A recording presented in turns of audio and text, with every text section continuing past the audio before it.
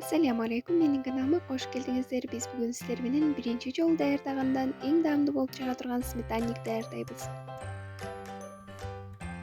Биринчиден идишибизге унга разрыхлительди кошуп, электен өткөрүп алабыз.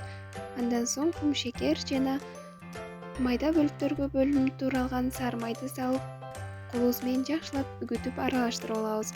Биздин камыр песочный болуусу керек. Дал видеодо көргөзүлгөндөй кылып аралаштырабыз.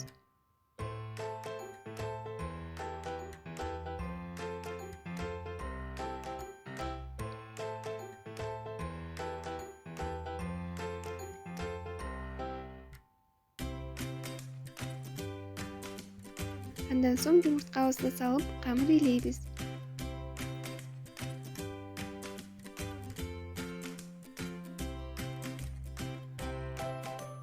Биздин камыр даяр. Даяр камырды эки бөлүккө бөлүп алып, формабыздын астына жана жанына жайып чыгабыз. Менин формамдын диаметри 24 см.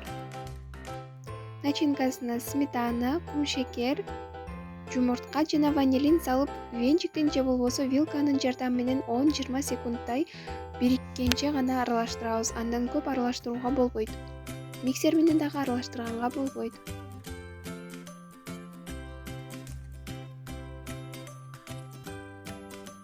Начинкабызды камырдын үстүнө куюп, камырды дагы бир аз тегиздеп коебуз. 180 градуста кызып турган духовкада 35-45 мүнөткө чейин кызарганча бышырабыз.